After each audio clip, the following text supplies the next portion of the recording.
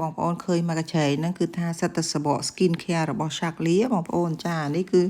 ប្រអប់របស់ CNE ចា CNE ច្បាច់ដែលលាបមុខយើងកាត់បន្ថយអាចរុយស្នាមជាំឬក៏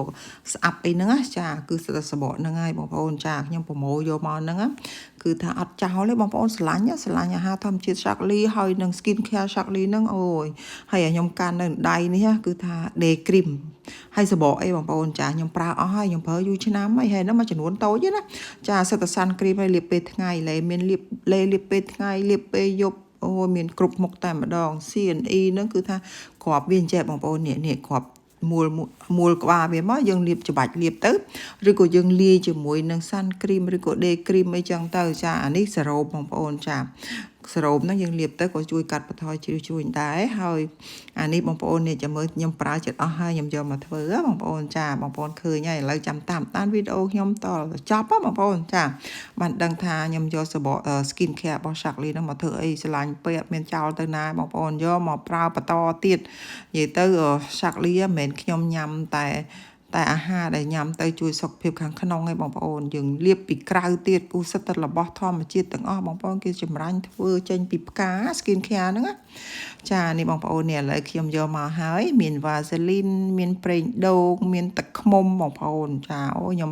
សបក Shaklee ហ្នឹងខ្ញុំយកមកធ្វើអាហ្នឹងបន្តទៀតដោយសារខ្លងហ្នឹងមិនត្រឹមតែស្អាតទេ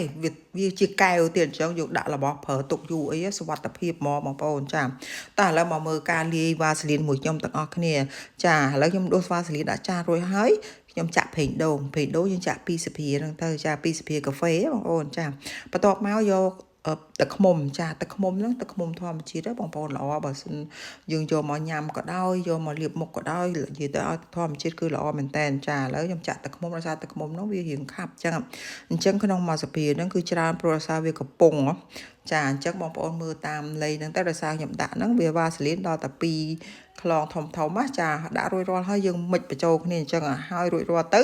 យើងទៅដាំទឹកបងប្អូនចាដាំទឹកហ្នឹងគឺយើងដាំហើយពុះហើយយកមកដាក់នៅក្នុងចានអញ្ចឹងអាចចំហាយតែទឹកក្តៅហ្នឹងហើយយើងយកចានវ៉ាសេលីនហ្នឹងយកមកដាក់បដែតនៅលើហ្នឹងទៅបងប្អូនចាដាក់ទៅវាលាយវាក្តៅទៅវាលាយចូលជាសាច់មួយតែម្ដងអូយប្រើល្អណាស់បងប្អូនចាតែប្រើរយៈពេលយូរតិចយូរកាន់តែយូរគឺឃើញមុខយើងកាន់តែស្អាតតែម្ដងបងប្អូនចាសិតតែរបស់ធម្មជាតិចាដាក់ហើយចឹងទៅមើលទៅវាលាយខ្លះចឹងយើងកូរចឹងណាបងប្អូនកូរវឹកយូរទៅវាលាយឡើងទៅជារាវតែម្ដងអញ្ចឹងយើងស្រួលចាក់ចូលកែវហើយចានេះឥឡូវរួចរាល់ហើយវាលាយទៅជាសាច់មួយហើយឥឡូវខ្ញុំចាក់ចូលកែវណាបងប្អូនចាអូបានប្រហែលកែវ 4-5 កែវបងប្អូនចាអូល្អមែនតើហើយកែវហ្នឹងល្អយើងទុកប្រើយូរពេលណាក៏ល្អដែរព្រោះវាសុវត្ថិភាពចាបងប្អូនមិនមែនចូលហើយណាបងប្អូនចាមើល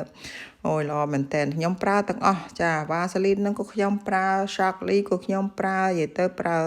ទាំងអស់ពួកយើងលាបមួយជាន់ហើយមួយជាន់ទៀតអញ្ចឹងណាចាហើយអាពណ៌លឿងនោះគឺខ្ញុំលាយមុនហ្នឹងអាហ្នឹងចា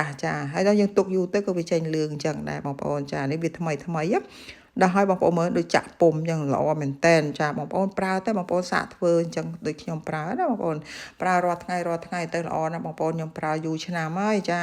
Shaklee ក៏ខ្ញុំប្រើយូរឆ្នាំវ៉ាសេលីនហ្នឹងក៏ខ្ញុំប្រើយូរឆ្នាំហើយដែរបងប្អូនចាអញ្ចឹងយើងស្អាតបានយូរអាហ្នឹងវាស្អាតមួយថ្ងៃបន្តិចរបស់ធម្មជាតិបងប្អូនកុំចង់លឿនចាកុំចង់លឿនយើងយក